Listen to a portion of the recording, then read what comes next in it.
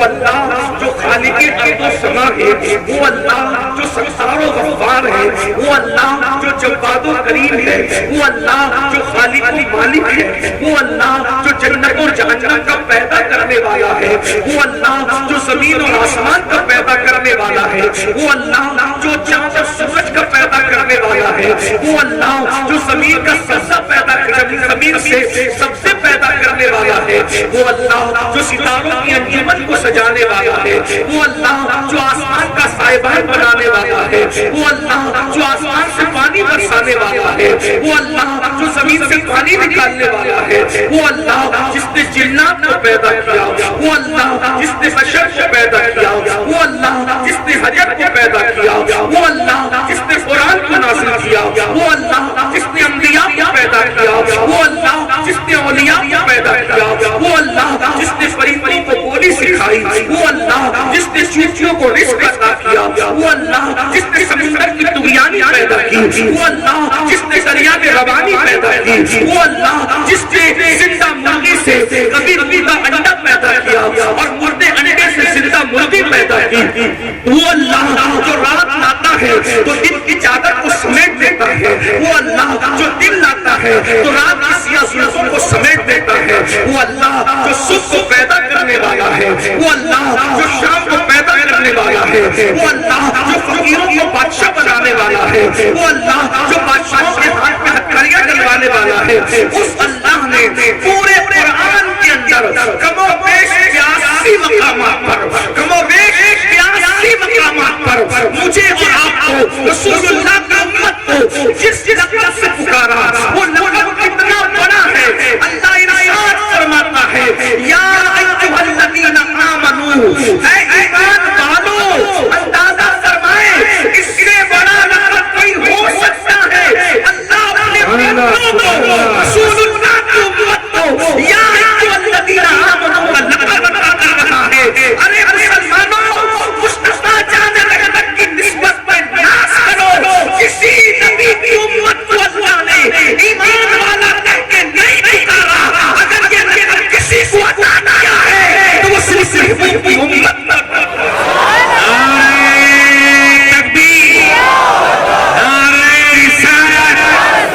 حضرت علامہ سید امین القادری صاحب، اور وہ بھی لقب دینے والا کون ہے؟ اللہ ہے۔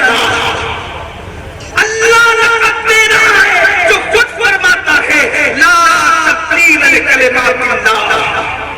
اللہ کی بات کبھی نہیں بدلتی، اللہ کا کلمہ کبھی نہیں بدلتا، اللہ رب العزت کی بولی کبھی نہیں بدلتی۔ اس نے یا ایھا الذین آمنو، یعنی دنیا کے جتنے بھی آئیٹیز ہیں وہ سب تمہارے قدموں کے نیچے ہیں۔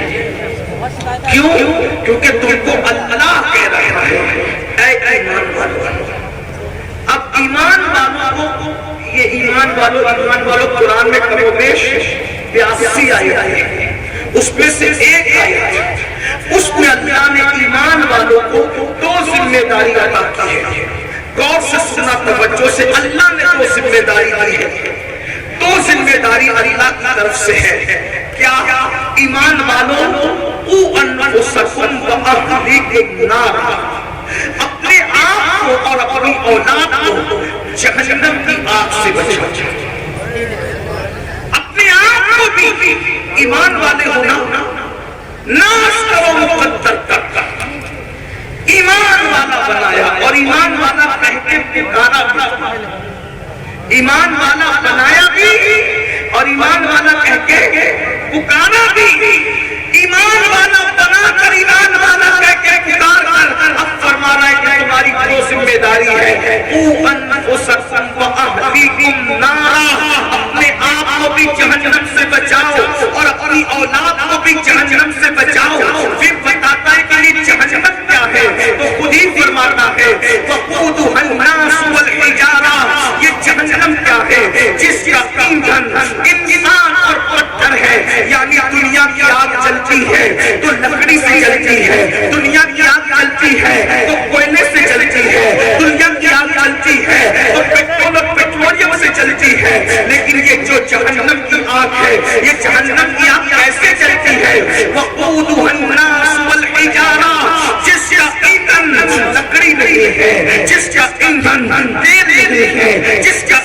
پیٹرولیم نہیں ہے، بلکہ فرما رہا ہے جس کا ایندھن انسان اور پتھر ہے۔ اللہ اکبر، جو جانتا ہے وہ جانتا ہے، جو نہیں جانتا ہے میرا ہر بھائی میری ہر بہن کان کھول کر کے سن لے کہ جہنم کیا ہے۔ آج کل جب لوگوں کے سامنے جہنم کا ذکر کیا جاتا ہے یا جہنم کے عذاب کا ذکر کیا جاتا ہے تو میرے نوجوان مسکراتے ہیں، میرے نوجوان ہنستے ہیں، لیکن ایک بات میں آپ کو بتاؤں، جب میرے آقا علیہ الصلوۃ والتسلیم صحابہ کے سامنے جہنم کا ذکر کرتے تھے تو صحابہ روتے تھے، روتے روتے صحابہ بے ہوش ہو جاتے تھے، صحابہ روتے روتے کبھی کبھی بیمار پڑ جاتے تھے۔ بھائیو یہ جہنم کیا ہے، تھوڑی دیر توجہ کے ساتھ سن لو، میں آپ کو اچھے سے سن رہے، آپ کی مزید توجہ چاہتا ہوں۔ جو میرے بھائی موبائل ہاتھ میں لے کے ریکارڈنگ کر رہے ہیں ان سے ہاتھ جوڑ کے کہتا ہوں اللہ رسول کا ذکر ہو رہا ہے، موبائل جیب میں رکھ لو، اگر تقریر کل چاہو گے تو اتنی ساری ریکارڈنگ ہو رہی ہے، آپ سب توجہ کریں،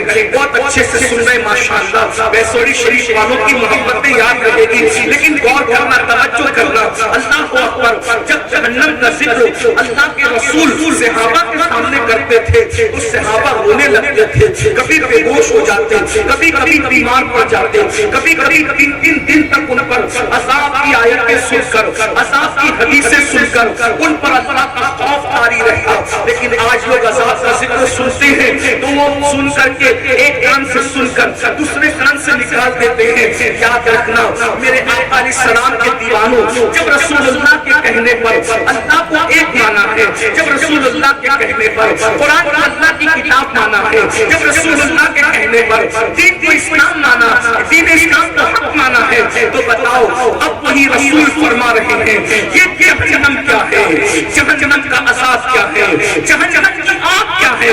قرآن کو کہتے گا اپنے آپ کو بھی جہنم کی آگ سے بچا دو اور اپنی اولاد کو بھی جہنم کی آگ سے بچا دو۔ مطلب یہ ہے کہ تم بھی اس راستے پر نہ جانا جس راستے پہ چل کر تم جہنم میں داخل ہو جاؤ، اور اپنی اولاد کو بھی اس راستے پر مت جانے دینا جس پر چل کر تمہاری اولاد جہنم میں داخل ہو جائے۔ یاد رکھنا، خیال کرنا، توجہ کرنا۔ اللہ اکبر، اللہ اکبر۔ یہ جہنم کیا ہے؟ یہ کوئی ڈرانے کے لیے نہیں، دھمکانے کے لیے نہیں، یہ کوئی کہانی قصہ نہیں، سچے نبی کا سچا فرمان، بخاری شریف کی حدیث ہے۔ اللہ کے سچے رسول صادق و مصدوق مصطفیٰ جان رحمت صلی اللہ علیہ وسلم فرماتے ہیں کہ جہنم کے اندر جس جہنمی کو سب سے کم، سب سے ہلکا، سب سے چھوٹا عذاب کیا جائے گا، جہنم کے اندر جس جہنمی کو سب سے کم، چھوٹا اور ہلکا عذاب کیا جائے گا وہ یہ کہ اس کے پیروں میں آگ کی جوتی پہنائی جائے گی۔ دنیا میں نہیں، جہنم کی آگ کی جوتی، یہ سب سے چھوٹا عذاب ہے، جہنم میں یہ سب سے ہلکا عذاب ہے، جہنم میں یہ سب سے کم عذاب ہے۔ اللہ اکبر، اللہ کے سچے رسول، غیب کا رسول صادق و مصدوق فرماتے ہیں جس جہنمی کو سب سے کم عذاب کے طور پر اللہ جہنم کی آگ کی بنی ہوئی جوتی پہنائی جائے گی تو اس کی جوتی پہننے کی وجہ سے اس کے وجود پر، اس کے جسم پر اثر کیا ہوگا؟ آقا ارشاد فرماتے ہیں اس کے سر میں اس کا بھیجا ایسے کھولنے لگے گا، ایسے کھولنے لگے گا جیسے چولہے میں رکھی ہوئی ہانڈی کے اندر پانی کھولنے لگتا ہے۔ تھوڑا تصور کرنا میرے بھائیو، اگر کوئی مولوی صاحب کہتے تو ہم تھوڑا سا کچھ نہ کچھ اس پہ غور کرتے، کوئی شاعر صاحب کہتے تو ہم اس میں کچھ نہ کچھ راستے نکالتے، لیکن یہ وہ رسول کہہ رہے ہیں جنہوں نے اپنی مرضی سے کبھی کوئی کلام نہیں کیا۔ اللہ اکبر، ان کے کلام کی شان یہ ہے وما ينطق عن الهوى ان هو الا وحی یوحی، یہ جو کچھ کہتے ہیں اپنی مرضی سے نہیں کہتے، زبان ان کی ہے، کلام خداوند قدوس کا ہے۔ وہ رسول فرما رہے ہیں کہ جب سب سے کم چھوٹا عذاب یہ ہے کہ جہنم کی آگ کی جوتی پہنائی جائے گی۔ اور اس میں سر میں ایسے بھیجا کھولے گا جیسے چولہے پہ رکھی ہوئی ہانڈی کے اندر پانی کھولنے لگتا ہے، اور بھیجا کھول کھول کے کانوں سے نکلے گا، ناک سے نکلے گا اور انسان کے پیروں پہ پڑے گا۔ تھوڑا تصور میں لاؤ، کیا یہ عذاب ہم برداشت کر سکتے ہیں؟ یہ سب سے چھوٹا عذاب ہے، یہ سب سے ہلکا عذاب ہے، یہ سب سے کم عذاب ہے۔ تو صحابہ کرام نے پوچھا یا رسول اللہ صلی اللہ علیہ وآلہ وسلم، ہمارے ماں باپ آپ پہ قربان، یہ تو سب سے چھوٹا اور ہلکا عذاب ہے، جب چھوٹا یہ ہے تو بڑا کیا ہوگا؟ چھوٹا یہ ہے تو بڑا کیا ہوگا؟ فرمایا جو بڑا عذاب ہے نہ کسی کان میں سنا، کسی کان میں سننے کی طاقت نہیں ہے جو بڑا عذاب ہے، نہ کسی آنکھ نے دیکھا، نہ کوئی زبان اس کو بیان کر سکتی ہے۔ جہنم کا بڑا عذاب وہ ہے۔ تو پھر صحابہ نے پوچھا یا رسول اللہ صلی اللہ علیہ وآلہ وسلم، جہنم کا سب سے بڑا عذاب کس کو ہوگا؟ جہنم کا سب سے بڑا، چھوٹا تو یہ ہے آگ کی چوٹی، بڑا پتہ نہیں کیا ہے، کوئی بیان نہیں کر سکتا، کوئی سن نہیں سکتا، کوئی دیکھ نہیں سکتا۔ تو سب سے بڑا عذاب کوئی دیکھ نہیں سکتا، بیان نہیں کر سکتا، سن نہیں سکتا، لیکن کس کو ہوگا یہ تو پتا چل سکتا ہے نا۔ سب سے بڑا عذاب کس کو ہوگا جہنم میں؟ اللہ کے رسول علیہ السلام نے فرمایا جو لوگ نمازوں کے وقت میں نماز نہیں پڑھتے ہیں، جو نماز چھوڑتے ہیں، نمازوں کو ضائع کرتے ہیں، نماز نہیں پڑھتے، ان لوگوں کو جہنم میں سب سے بڑا عذاب ہوگا۔ ان کے لیے جہنم کا وہ حصہ ہے۔ اللہ کے رسول علیہ السلام فرماتے ہیں جو نماز نہیں پڑھتے ان کے لیے جہنم کا وہ حصہ ہے، اس درجے میں ان کو رکھا جائے گا جہنم میں جس درجے سے جہنم خود بھی پناہ مانگتا ہے۔ ایک دن میں 36 مرتبہ جہنم جس درجے سے پناہ مانگتا ہے، بے نمازیوں کو اس کے اندر رکھا جائے گا۔ اب آپ سے پوچھنا چاہتا ہوں میرے بھائیوں، تھوڑی دیر اپنے آپ کا سوچو۔ اللہ اکبر، ابھی گرمی کا موسم ہے، اللہ اکبر، ابھی ہم لوگ بریلی شریف میں جامع نوریہ میں تھے، وہاں پر ہزاروں لوگ تھے، بیان کر رہا تھا، ابھی تک میرے بدن پہ پسینہ ہے اور پسینے کی وجہ سے میں بے چین۔ میں تھوڑی دیر کے لیے کار میں بیٹھ کے سوچنے لگا یا اللہ، جب میرے ہی جسم کا پسینہ مجھ سے برداشت نہیں ہو رہا ہے تو وہ جہنم کی آگ انسان سے کیسے برداشت ہوگی؟ ہم کیسے برداشت کر پائیں گے؟ بھائیوں، اپنے گیزر کے اندر، باتھ روم کے گیزر کے اندر پانی زیادہ گرم ہو جائے اور وہ ہمارے بدن پہ پڑے تو بولو ہماری چیخیں نکل جاتی ہے، انسان کا جسم جل جاتا ہے۔ ارے خود کے خریدے ہوئے گیزر کے گرم پانی سے مقابلہ کرنے کی طاقت نہیں ہے۔ میرے بھائیوں سوچو تو صحیح، اور بہنیں موجود ہیں تو ان کی بھی توجہ۔ بھائیوں بتاؤ، بہنوں بتاؤ کہ جب ہم گرمی برداشت نہیں کر پا رہے ہیں، گرم پانی برداشت نہیں کر پا رہے ہیں تو جہنم کا وہ حصہ جس سے ایک دن میں جہنم بھی 36 مرتبہ پناہ مانگتا ہے، بتائیے نا بھائی کہ ہم اس کو کیسے برداشت کر سکیں گے؟ یہی نہیں، اب ہم سوچتے ہوں گے، یہاں ایک بات لوگ دماغ میں لاتے ہوں گے، ارے مولوی صاحب، ارے سید صاحب، چھوڑیے آپ ہمیں کیا ڈرانے آ گئے؟ کیا اللہ کے رسول ہمیں بخشوائیں گے نہیں؟ کیا غوث پاک ہمیں بخشوائیں گے نہیں؟ کیا غریب نواز ہمیں بخشوائیں گے نہیں؟ کیا شاہ عنایت ہمیں بخشوائیں گے نہیں؟ کیا ہمارے پیر صاحب ہمیں بخشوائیں گے نہیں؟ ایک بات میں سچی کہہ دوں، یہ علماء بیٹھے ہیں، غلط کہوں گا تو یہ میری اصلاح کریں گے، دیکھو رسول اللہ بھی بخشوا سکتے ہیں، غوث پاک بھی بخشوا سکتے ہیں، غریب نواز بھی بخشوا سکتے ہیں، اور پیر بخشوا سکتا ہے۔ ہمارا تو سنیوں کا عقیدہ یہ ہے کہ ماں کے پیٹ کا کچا بچہ اگر گر جائے تو وہ بھی اپنے ماں باپ کو بخشوا سکتا ہے، انکار نہیں ہے بخشش کا۔ لیکن ایک بات کہہ دوں، اللہ کے رسول نے خود کہا، اللہ کے رسول نے خود فرمایا، بے نمازیوں، مسجدوں کو ویران کرنے والوں، نمازوں کو ترک کرنے والوں، نمازیں چھوڑ کر کے بستروں پہ سونے والوں، جنت کے خواب دیکھنے والوں، اگر تم کو کسی نے بہکا کر کہہ دیا ہے نماز نہیں بھی پڑھو گے تو رسول اللہ بخشوا کے جنت میں لے جائیں گے، سن لو، غور سے سن لو، اہل سنت کے منبر سے سن لو، سنی علماء کی موجودگی میں سن لو، اللہ کے رسول فرماتے ہیں ہے جو جان بوجھ کر نماز کو ترک کر دے. آقا نے فرمایا جو جان بوجھ کر نماز کو ترک کر دے, نماز کو چھوڑ دے, آقا ارشاد فرماتے ہیں وہ میرے ذمے سے باہر ہے, وہ میرے ذمے سے باہر ہے. آقا فرماتے ہیں وہ میرے ذمے سے باہر ہے. قیامت کے دن اس کے ساتھ میرا کوئی وعدہ نہیں ہے. آقا فرماتے ہیں قیامت کے دن اس کے ساتھ میرا کوئی وعدہ نہیں ہے, وہ میرے ذمے سے باہر ہے. اب مجھے بتاؤ, تم خواب دیکھ رہے ہو نا کہ رسول اللہ تمہارا ہاتھ پکڑ کر تمہیں جنت میں لے جائیں گے, کلمہ نہیں آتا ہے پھر بھی, زنا کے اڈوں پہ جا رہے ہو پھر بھی, شراب کے اڈوں پہ جا رہے ہو پھر بھی, جوا کے اڈوں پہ جا رہے ہو پھر بھی, سن لو آقا سچے نبی کا فرمان, فرمایا وہ میرے ذمے سے باہر ہے. چھوڑ دو بھیا, تھوڑی دیر میں بس, اتنے اچھے سے لوگ سن رہے ہیں, آپ ہی لوگ گڑبڑ کر رہے ہیں. پورا مجمع سناٹے میں منتظمین کر رہے ہیں. اللہ تم پہ رحم کرے, اللہ تم سب پہ رحم کرے, مجھ پہ رحم کرے. جب اچھے سے سن رہے تو سن بس بات سمجھ میں آئی, توجہ ہے آپ, بہت اچھے سے سن رہے. سنیوں کا مجمع ایسے ہی سنتا ہے.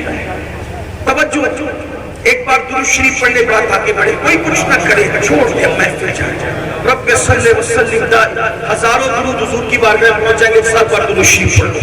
اللہ رب محمد صلی اللہ علیہ وسلم, نحن عباد محمد صلی اللہ علیہ وسلم وعلى ذوی وآلہ ابد الدہور وکرمہ, صلاۃ و سلام علیک یا رسول اللہ. توجہ ہے, غور کریں, آپ نے کیا فرمایا, وہ میرے ذمے سے باہر ہے, وہ میرے ذمے سے باہر ہے, اس کے ساتھ قیامت کے دن میرا کوئی وعدہ نہیں ہے. اور ایک بات حضور نے اس سے بڑی کہی, فرمایا جب تم جان بوجھ کے نماز چھوڑ دیتے ہو تو اللہ تم کو اپنی رحمت کی چادر سے باہر نکال دیتا ہے.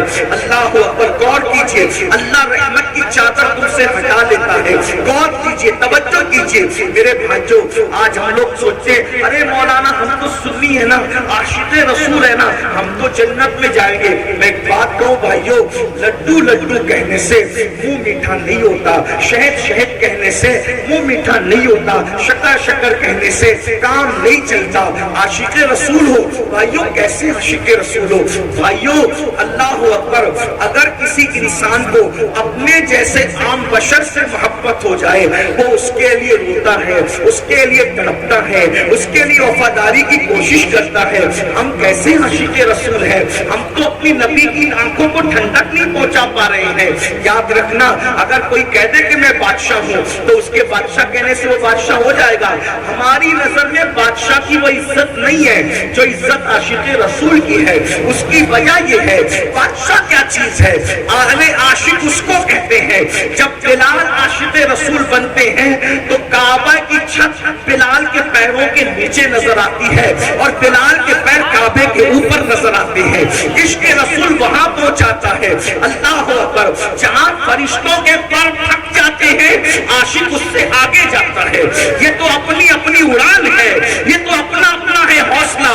کوئی تھک کے رہ گیا بام تک, کوئی کہکشاں سے گزر گیا. عروج آدم خاکی سے انجم سہمے جاتے ہیں کہ یہ ٹوٹا ہوا تارا مہر کامل نہ بن جائے. دیوان گانے عشق محمد کو دیکھ کر گھبرا گئی ہے گردش دورہ, کبھی کبھی گردن میں ہاتھ ڈالے ہیں. ماحول ہجوم میں گزرا ہے ان حدوں سے مسلمان کبھی کبھی. اللہ بلند ہوتا ہے, عاشقوں کا مقام بہت بلند ہوتا ہے. اے عشق رسول کا دعویٰ کرنے والوں اور بستر پہ فجر کی نماز میں سونے والوں, اگر میں یہ کہہ کے جاؤں گا کہ تم جھوٹے ہو تو شاید تمہیں برا لگے. تم منتظمین سے جھگڑا کرو, کس کو بلایا تھا, وہ سید آقا میں جھوٹا بول کے گیا, میں کچھ نہیں کہوں گا, میری کوئی اوقات نہیں. اگر رسول اللہ تمہیں جھوٹا کہہ دے تو اپنی طرف سے نہیں, اپنے آپ کو ڈھونڈو. قبر میں اتنا عذاب ہوگا, یہاں خوب مزے لے لو, ایک دن مرنا ہے. موت کی تلوار سروں پہ لٹک رہی ہے, موت کی تلوار سروں پہ لٹک رہی ہے. بے گھمنڈ کر کے اللہ کی نافرمانی کرنے والوں، دولت کے نشے میں خدا کی نافرمانی کرنے والوں، دولت کی ریل ریل پر اللہ رب العزت کے غضب کو چیلنج کرنے والوں، قرآن کہتا ہے ان بطش ربک لشدید، تیرے رب کی پکڑ بڑی سخت ہے۔ جب اللہ پکڑ کرنے پر آتا ہے، پکڑ بھائیو مرید اور پیر کیا چیز ہے، جب اللہ پکڑ کرنے پر آتا ہے تو وہ نبی کی بیوی کی بھی پکڑ کرتا ہے۔ اور کرنا، میں سنیوں کے منبر سے سنیت کی بات کر رہا ہوں، جب اللہ اللہ ہے، اللہ اللہ ہے، جب اللہ پکڑ کرنے پر آتا ہے نا تو وہ نبی کی بیوی کی بھی پکڑ کرتا ہے، جب اللہ پکڑ کرنے پر آتا ہے تو نبی کے بیٹے کی بھی پکڑ کرتا ہے۔ قرآن نہیں پڑھا؟ لوط علیہ السلام کی بیوی صرف قوم لوط کی ہمدردی میں پلٹ کے کہتی ہائے میری قوم، اللہ نے اس پہ بھی پتھر برسایا، نبی کی بیوی پہ بھی پتھر برسایا اللہ نے، حالانکہ نبی کی بیوی قوم لوط کے گناہ میں شریک نہیں تھی، صرف گنہگاروں سے وہ محبت میں، قوم کی محبت میں پلٹ کے کہتی ہائے میری قوم، اللہ نے پتھر برسایا، اس کو پتھر کرنا تھا۔ جب نبی کی بیوی کی پکڑ ہو سکتی ہے تو یہ میری بہنیں جو صرف 10 بیویوں کی کہانی پڑھ کے جنت میں جانا چاہتی، یہ کب جنت میں جائے گی؟ جب اللہ نبی کی بیوی کی پکڑ کر سکتا ہے تو ہماری بیویوں کی اوقات کیا ہے؟ جب اللہ نبی کے بیٹے کی پکڑ کر سکتا ہے۔ نوح علیہ السلام کے بیٹے کا قصہ بھول گئے؟ غور کرو، سوچو، آخرت سوچو، آخرت میں دادا گیری بابا گیری کچھ نہیں چاہیے۔ یہ چودھری کا بیٹا تھا، وہ پٹھان کا بیٹا تھا، وہ مغل کا بیٹا تھا، ارے نبی کے بیٹے کو دیکھو، نبی نے کشتی خود بنائی۔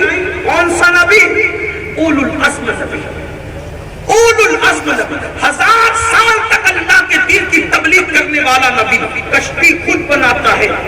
بیٹا، اللہ اس بیٹے سے ناراض ہے۔ نبی تھے، باپ بھی تھے، باپ ہوتا ہے۔ اللہ نے اجازت دی جانوروں کو بھی کشتی میں بٹھا لو، اللہ کے نبی نے چوہوں کو تک کشتی میں بٹھایا، سوروں کو، خنزیر کو تک کشتی میں لے لیا، کوں کو، چڑیوں کو، بلی کتے کو تک کشتی میں لے لیا، خود کے بیٹے کو نہ لے سکے۔ یہ اللہ ہے، ہنسنے کی بات اللہ ہے۔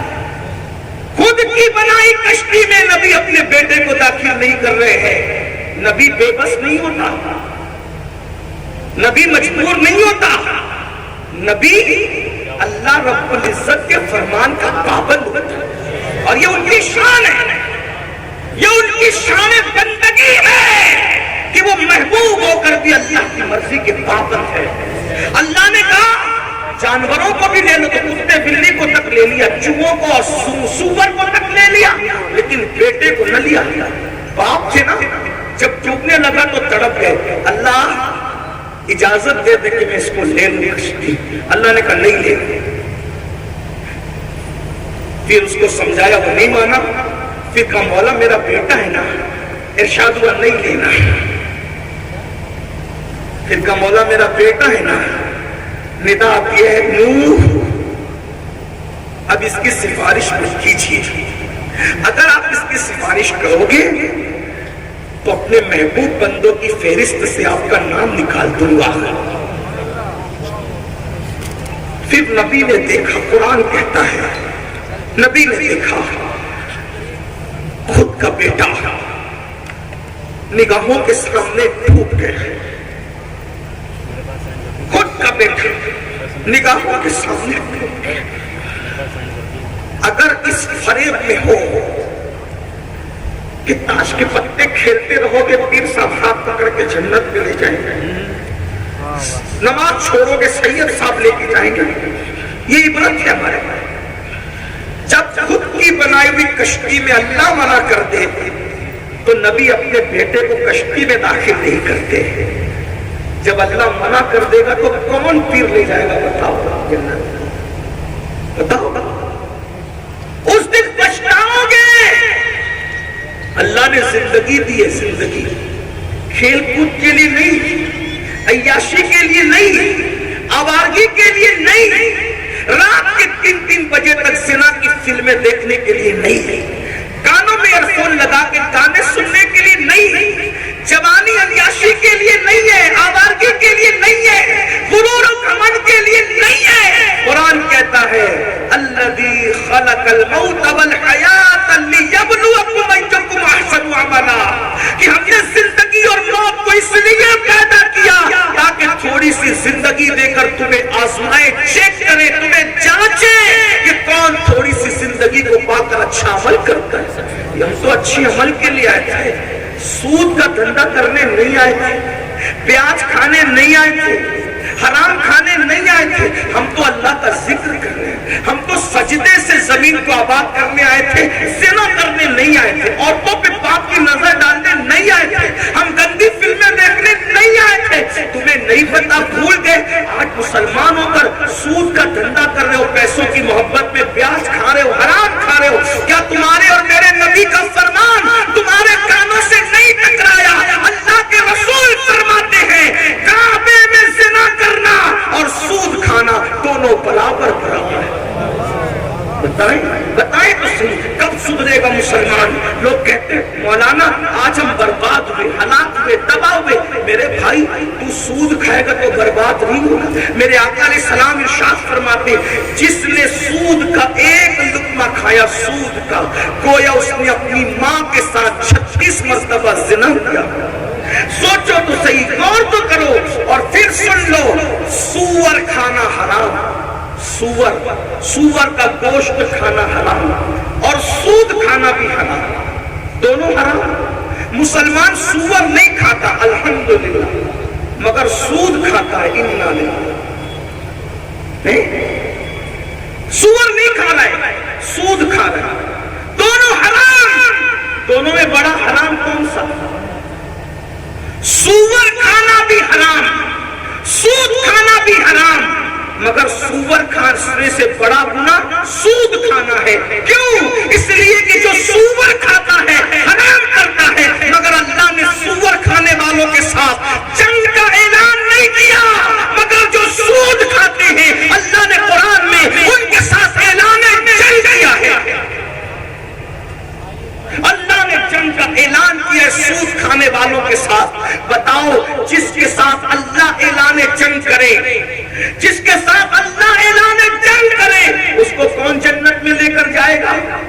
امام ابن حجر مکی تو یہاں تک لکھتے ہیں کہ سود خوروں پر، سود کھانے والوں پر میں نے شب قدر میں بھی عذاب ہوتے دیکھا ہے۔ یعنی رمضان شریف میں لوگوں پر سے عذاب اٹھا لیا جاتا ہے، مگر سود کھانے والوں پر تو شب قدر میں بھی عذاب ہوتے ہوئے آپ فرماتے میں نے مشاہدہ کیا ہے۔ کیا بتاؤ، اللہ کا عذاب ہم برداشت کر سکتے ہیں؟ اللہ کا عذاب برداشت کرنے کی طاقت ہے؟ بھائیو، اللہ کا عذاب اگر پہاڑوں پہ ڈال دیا جائے تو پہاڑ پگھل جائے، پہاڑ پگھل جائے، ہم میں طاقت نہیں ہے میرے بھائی۔ اللہ فرما رہا ہے قُوا أَنفُسَكُمْ وَأَهْلِيكُمْ نَارًا، اپنے آپ کو بھی جہنم سے بچا لو، اپنی اولاد کو بھی جہنم سے بچا لو، اس راستے پہ مت جاؤ۔ میرے بھائیو، اپنے حالات کتنے خراب ہو گئے، ہم سنی ہیں، عاشق رسول ہیں، نماز نہیں پڑھتے۔ میں آپ سے کہتا ہوں، میں بات جو کہنے چلا تھا وہ بات رہ نہ جائے، بھول نہ جاؤں تو میں بات پوری کر دوں۔ قوت القلوب یہ تصوف کی بہت بڑی کتاب ہے۔ یہ کتاب بابا فرید غریب نواز رحمت اللہ علیہ کے دنیا میں آنے سے پہلے لکھی گئی ہے، جس کا نام ہے قوت القلوب۔ اس کے مصنف ہے استاد شیخ ابو طالب مکی رحمت اللہ علیہ۔ اس کتاب میں ایک حدیث شیخ نے لکھی ہے۔ شیخ لکھتے ہیں، شیخ ابو طالب مکی لکھتے ہیں کہ اللہ کے رسول صلی اللہ علیہ وآلہ وسلم نے فرمایا، میں نہیں کہہ رہا ہوں، آقا فرما رہے، جس سے عشق کا دعویٰ کرتے وہ آقا فرما رہے، اپنے آپ کو چیک کرنا، ہم عشق کر رہے ہیں کہ مکاری کریں، عشق کر رہے ہیں غداری کر رہے ہیں، عشق کر رہے ہیں یا منافقت کر رہے ہیں ہم لوگ۔ میں کسی کے بارے میں کچھ نہیں کہتا کیونکہ سب سے گنہگار میں ہوں، لیکن چیک کرنا ہے۔ آج اپنے آپ کو اتنے بڑے ولی کے آستانے کے قدموں میں بیٹھے، ذرا چیک کرو ہم کیا ہیں۔ مرنے کے بعد پچھتانا ہے بھائیوں، ہاتھ ملنا ہے، رونا ہے، روتے روتے آئے تھے، روتے روتے چلے جائیں گے، اس وقت پچھتائیں گے۔ پچھتانا کام نہیں آئے گا، پچھتانا ساتھ نہیں دے گا۔ اگر संभलना है तो संभल जाओ, सुधरना है तो सुधर जाओ, होश में आना है तो होश में आओ, आंख खोलना है तो आंख खोल लो, आज होश में आ जाओ, कल पछताना है, सिर्फ पछताना है। अल्लाह अकबर। एक मिसाल के जरिए आपको बताऊं, एक आदमी है, उसके पास जाली डिग्री है, काय की डिग्री? पीएचडी की जाली डिग्री उसने बना रखी है, मैं पीएचडी हूँ, डॉक्टर हूँ, डॉक्टर हूँ, डॉक्टर हूँ। स्टेट वाले डॉक्टर कह रहे, गली वाले डॉक्टर कह रहे, दिल्ली वाले डॉक्टर कह रहे, ये डॉक्टर, वो डॉक्टर, वो डॉक्टर, सब डॉक्टर कह रहे। लेकिन अब बात आई है वहां पर जहां डिग्री चेक होती है, अब डिग्री चेक होगी, पब्लिक में आप डॉक्टर मशहूर हैं, लेकिन जहां डिग्री चेक होगी वो चेकर जानता है असली और नकली डिग्री का फर्क। उसने उठाया, डिग्री फाड़ के फेंक दी, ये नकली है, इसको उठाओ और ले जाकर के जेल में डाल दो। बताओ उसका क्या बनेगा, क्या पछताएगा? बिला तमसील इश्क रसूल की डिग्री हम भी ले लेके फिर रहे हैं, और इसको चेक कौन करेगा? कौन चेक करेगा? अल्लाह ने चेक करना, रसूलुल्लाह ने चेक करना है। सोचो तो सही, बहुत बड़े बड़े आशिक रसूल कहलाने वाले फेल हो गए। कौन कामयाब होगा? जिस पर उसका कर्म है। कुरान कहता है आमिलतुन नासिबतुन तस्ला नारन हामिया, अमल करके आएंगे, मेहनत करके आएंगे, फिर भी जहन्नम में डाले जाएंगे। सलीम लोग ही जहन्नम में नहीं जाएंगे। दुनिया में बड़े बड़े इज्जतदार जिनके नाम के साथ बड़े बड़े टाइटल थे, बड़े हाथ चूमे जाते थे, पैर चूमे जाते थे, फूल पहनाए जाते थे, कुरान कहेगा, कुरान कह रहे हैं, जो कुरान के अल्फाज है वो जानते हैं,